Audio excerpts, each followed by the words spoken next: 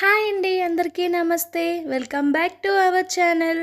ఈరోజు రెసిపీ వచ్చేసి పనస తొనలండి. వీటిని సంపింగ్ పూలు అని కూడా అంటారు. చాలా బాగుంటాయండి.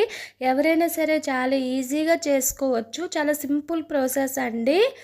ఎప్పుడు చేసినా ఒకేలా చాలా బాగా వస్తాయండి.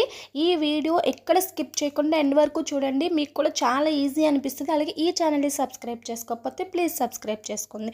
ప్రాసెస్ చూద్దాం. ఫస్ట్ ఒక ప్లేట్ తీసుకొని అందులో 1 కప్ మైదా పిండి వేసుకోండి. ఈ మైదా పిండి ప్లేస్లో మీరు గోధుమ పిండి అయినా యూజ్ చేయొచ్చు. అలాగే కొంచెం సాల్ట్ వేసుకోండి. సాల్ట్ మొత్తం కలిసేటట్టు మిక్స్ చేసుకోండి. గోధుమ పిండితో ఎలా చేయాలో నెక్స్ట్ వీడియోలో చూపిస్తాను. నెక్స్ట్ ఒక 3 టేబుల్ స్పూన్ నెయ్యి వేసుకోవాలండి. ఈ నెయ్యి వచ్చేసి కొంచెం కొంచెం వేసుకోండి.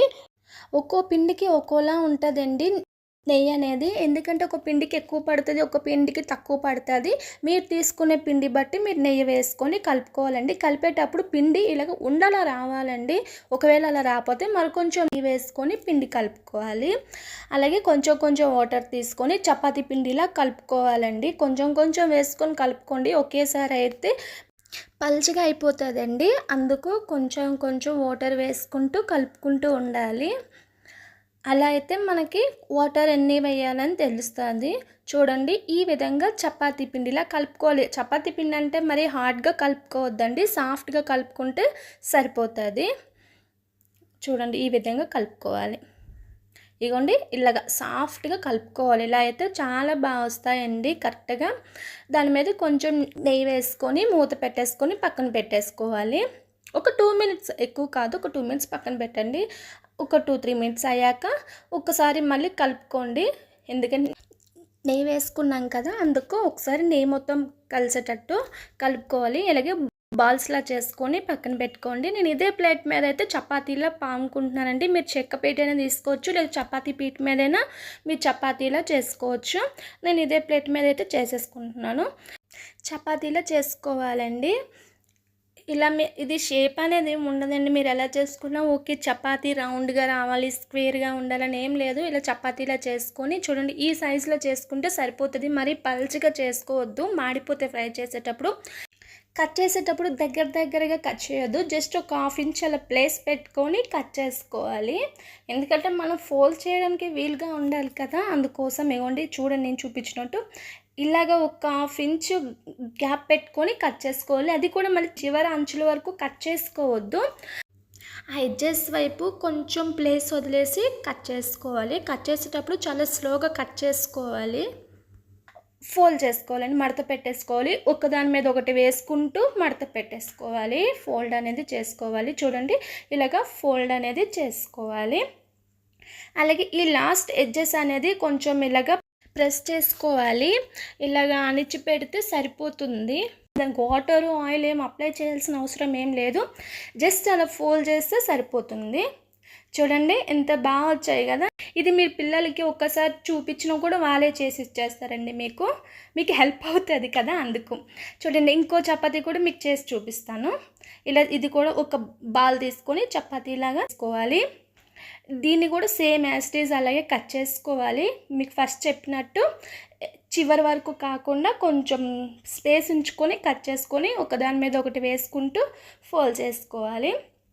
ఇలా మడత పెట్టేసుకొని ఈ ఎడ్జెస్ ఉన్నాయి కదా, ఈ ఎడ్జెస్ని ఇలా జస్ట్ ప్రెస్ చేస్తే సరిపోతుంది. ఇలా నొక్కి పెడితే సరిపోతుంది. ఆయిల్ వాటర్ ఏం అవసరం లేదు దానికి. జస్ట్ ఇలా ప్రెస్ చేస్తే సరిపోతుంది. చూడండి, ఇది కూడా చాలా బాగా వచ్చింది కదా. చూడండి, లేయర్స్లో చాలా బాగా వచ్చిందండి. మిగతా ఉండలు కూడా ఇలానే చేసేసుకోవాలి. ఒక కప్పు పిండి తీసుకుంటే ఒక 7 to 8 వచ్చేస్తాయండి. వీటిని ఇప్పుడు డీప్ ఫ్రై చేసుకుందాం. ఒక ప్యాన్ తీసుకొని అందులో ఆయిల్ వేసుకోవాలండి. ఈ ఆయిల్ హీట్ అయిందో లేదో ఒక బాల్ వేసుకొని చెక్ చేసుకుంటే తెలిసిపోతుంది మనకి ఈజీగా. చూడండి, ఈ బాల్ అనేది పైకి వచ్చేటప్పుడు మనం చేసి పక్కన పెట్టుకున్నాం కదా, వీటిని ఒక్కొక్కటిగా వేసుకోవాలండి. వేసేటప్పుడు చాలా స్లోగా వేయండి, విడిపోతాయి.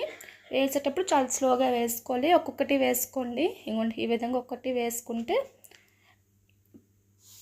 ప్యాన్కి ఎన్ని పడతాయో అన్నీ వేయండి, ఎక్కువ వేయొద్దు. ఒకదాని మీద ఒకటి పడితే నీట్గా ఫ్రై అవ్వవు. అందుకు ప్యాన్కి ఎన్ని సరిపోతే అన్నే వేసుకోవాలి. అండ్ తిప్పేటప్పుడు కూడా స్లోగా తిప్పుకోండి, లేకపోతే విరిగిపోతాయి. అందుకోసమని చాలా స్లోగా తిప్పుకొని ఫ్రై చేసుకోవాలి. ఇవ్వండి, ఇలాగ గోల్డెన్ కలర్ వచ్చినంత వరకు ఫ్రై చేసుకొని, గోల్డెన్ కలర్ వచ్చాక తీసేసుకొని వేరొక ప్లేట్ తీసుకొని ఆ ప్లేట్లో వేసేసుకోవాలి. ఇది తీసేటప్పుడు ఎక్సెస్ ఆయిల్ ఏమైనా ఉంటే ఆయిల్ పడినంత వరకు ఉండి ప్లేట్లో వేసేసుకోవాలి. అలాగే మిగతావి ఫ్రై చేయడానికి ఎన్ని ఉంటే అన్నీ ఫ్రై చేసేసుకోవాలండి. ఇగోండి, ఈ విధంగా ఫ్రై చేసేసుకోవాలి. నెక్స్ట్ ప్రాసెస్ చూద్దాం. వీటికి షుగర్ సిరప్ ప్రిపేర్ చేసుకోవాలి. ఈ షుగర్ సిరప్ అనేది మనం ఏ కప్తో పిండి తీసుకున్నామో అదే కప్తో షుగర్ అండి. 1/2 కప్పు షుగర్ వేసుకోవాలి. అలాగే 1 కప్పు వాటర్ వేసుకోవాలి. 4-5 ఇలాచీలు వేసుకోండి. ఇది పౌడర్ ఉన్నా పర్వాలేదు, లేదంటే ఇలా చిన్న వేసుకోవచ్చు. ఇక చిన్న వీడియో క్లిప్ మిస్ అయిందండి. షుగర్ వేసుకునేటప్పుడు నేను చెప్పినట్టు షుగర్ వేసేసుకోండి. పాకం వచ్చేటప్పుడు మన ఫింగర్స్కి ఈ విధంగా అంటుకోవాలండి. తీగ పాకంలాగా రావాలండి. అలాగే షుగర్ సిరప్ వేసుకోవాలి. ఒక్కొక్కటి వేసుకోవాలండి. అన్నీ ఒకేసారి వేస్తే తిప్పడానికి అవ్వదు, విరిగిపోతాయి. అన్నీ ఒకేసారి తిప్పితే విరిగిపోతాయి. అందుకోసమని ఇలా ఒక్కొక్కటి తీసుకుంటూ అన్నీ కూడా చూడండి ఈ విధంగా షుగర్ కలిసేటట్టు అన్నీ కలుపుకోవాలి. చూడండి ఇవి ఎంత బాగా వచ్చాయి కదా, క్రిస్పీగా చాలా బాగుంటాయండి. చూడండి ఇలా పట్టుకుంటేనే విరిగిపోతున్నట్టు ఉన్నాయి. చాలా బాగున్నాయండి, చాలా బాగా వస్తాయి. మీరు కూడా ట్రై చేయండి. మీ ఇంట్లో కూడా అందరూ లైక్ చేస్తారు. చాలా బాగుంటాయి. అలాగే మీరు చేశాక మీకు ఎలా కుదిరిందో నాతో షేర్ చేసుకోండి. అలాగే ఒక లైక్ చేయండి. ఈ ఛానల్ని సబ్స్క్రైబ్ చేసుకోండి. పక్కనున్న బెల్ ఐకాన్ ప్రెస్ చేయండి. అలాగే ప్రతి ఒక్క నోటిఫికేషన్ మీ మొబైల్లోకి వస్తుంది.